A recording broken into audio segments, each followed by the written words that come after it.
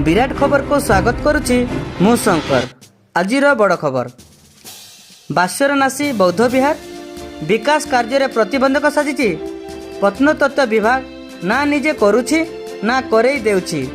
चिर अवहेलित होई पड़ी रही 600 ख्रीष्टाब्दर ऐतिहासिक पीठ बाणेश्वर। नरसिंहपुर ब्लॉकर पदामाला पंचायतर बाणेश्वर नासी थिबा प्रसिद्ध बौद्ध पीठ बाणेश्वर पीठ। बहु प्राचीन यही ऐतिहासिक पीठटी चिर अवहेलित अवस्था रही। यही पीठटी वर्तमान भारत सरकार प्रत्नतत्व विभाग अधीन रही। मात्र प्रत्नतत्व विभाग यही पीठर ना करुछि उन्नति ना करई देउछि, जहा फल प्राय 80 वर्ष हेब यही पीठटी अवहेलित तथा भग्न अवस्था मंदिर पड़ी रही। किंवदंती जनापड़े यही 6 ख्रीष्टाब्द पूर्वर यही प्राचीन ऐतिहासिक पीठटी प्रसिद्ध बौद्ध पीठ बा बौद्ध विहार थिला।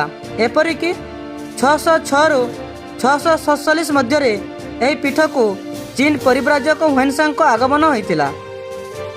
बानेश्वर सहित बौद्ध संस्कृत प्रचार एवं प्रसार रही। एपरिकी 1200 रु देश 1900 पर्यंत नरसिंहपुर राज्यर वाणिज्य केन्द्रस्थल थिला।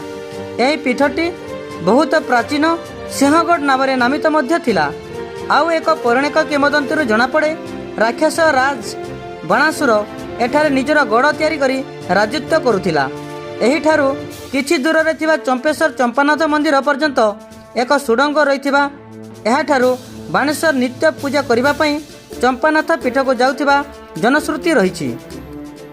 पूर्वरु एही स्थानरू बहु प्राचीन विरल मूर्तिमान मिलिबा सह किछि विरल प्राचीन मूर्ति भुवनेश्वर बिहार पाटना एवं कलिकता म्यूजियम रे मध्य रही। एपरिकी एही बाणेश्वर पहाड़रू लोक माने पूर्वर सुना इटा आदि विभिन्न मूल्यवान द्रव्य मध्य पाइछंती। एही अंचलरू बहु मूल्यवान द्रव्य पाई परिबा परे केंद्र सरकार प्रत्नतत्व विभाग एही अंचल को निषेधांचल घोषणा करने सह यार सुरक्षा पाई 3 जन कर्मचारी को नियुक्ति देछि। मात्र प्रत्नतत्व विभाग केवल निषेधांचल घोषणा करी चुप बसी पड़ी ना यही पीठर कौन उन्नतिकरण करुछि ना करई देउछि, जहा फल दीर्घ वर्ष धरी यही प्रसिद्ध पीठटी चिर अवहेलित अवस्था पड़ी रही। यही पीठर उन्नतिकरण पई तत्कालीन राजा अनंत नारायण मानसिंह हरिचंदन महापात्र शासन काल मध्य 1941 मसीह यही पीठरे भुवनेश्वर राजाराणी मंदिर शैली रे एक मंदिर निर्माण करथिले। मंदिर भितर एक विशाल शिवलिंग पद्मेश्वर मूर्ति रही बेले चतुर्पार्श्वे 4टी शिवलिंग खोला आकाश तले रही।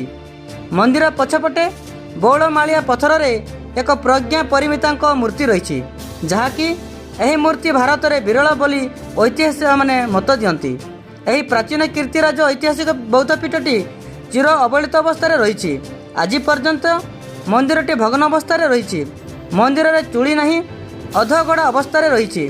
सेहीपरि मंदिर को जीवाई स्थायी पहाच नहीं, जहाँफल पर्यटक माने यातायात नहीं नथिबा असुविधा सम्मुखीन होउचंती। सेहीपरि 4 वर्ष पूर्वे पहाड़ चतुर्पार्श्वे 2 कोटी अधिक टंका अर्थरे प्राचीर निर्माण होईछि।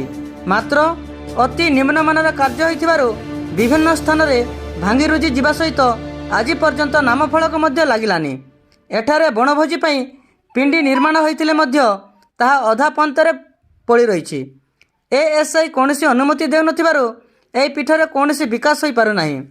2020 मसीह मंदिर तले पर्यटन विभाग अर्थरे 2 कोटी टंका व्ययबराद रे संग्रहालय निर्माण कार्य पई विधायक शिलान्यास करथिले मध्य एएसआई को अनुमति देउ नथिबारु काम आगाई पारु नाही।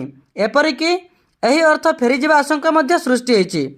एएसआई तरफरु केवल निषेधांचल घोषणा करी चुप होई बसिछि। एपरिकी ब्लॉक और पंचायत अर्थरे एही पीठर विकास पई अर्थ खर्च करिबा पई राजी थिले मध्य अनुमति मिलु नथिबारु कोनोसी काम होई पारु नाही। एही पहाड़ और पीठर सुरक्षा दायित्व 3 जन कर्मचारी एएसआई पक्षर नियुक्ति करा जायछि। मात्र सही कर्मचारी माने अधिकांश समय रे रौ नथिबा अभियोग होईछि। एपटे पीठीर उन्नतिकरण पई जगह छाडु नथिबा बेले अन्यपटे एही पहाड़र केतेकांश अंचल रे वर्तमान जबरदखल रहिबा सह स्थायी घर मध्य होई गलानी, किंतु उन्नतिकरण पई अनुमति मिलुनी। ना एसआई ଏହି ପିଠିରେ ନିଜେ ଉନ୍ନତି କରୁଛି ନା କରେଇ ଦେଉଛି, ଯାହାକୁ ନେଇ ଅଞ୍ଚଳରେ ଅସନ୍ତୋଷ ପ୍ରକାଶ ପାଇବାରେ ଲାଗିଛି। ସରକାର ଏଥିପ୍ରତି ସ୍ୱତନ୍ତ୍ର ଦୃଷ୍ଟି ଦିଅନ୍ତୁ। ଏଏସ୍ଆଇ ପକ୍ଷରୁ ଏହି ପ୍ରସିଦ୍ଧ ପୀଠର ଉନ୍ନତିକରଣ କରାଯାଉ କିମ୍ବା ଅନୁମତି ଦିଆଯାଉ ବୋଲି ଅଞ୍ଚଳବାସୀଙ୍କୁ ଦାବି କରିଛନ୍ତି। କଟକ ନରସିଂହପୁରରୁ ଗୋବିନ୍ଦ ଚରଣ ଦାସଙ୍କ ରିପୋର୍ଟ, ନ୍ୟୁଜ୍ ବିରାଟ ଖବର।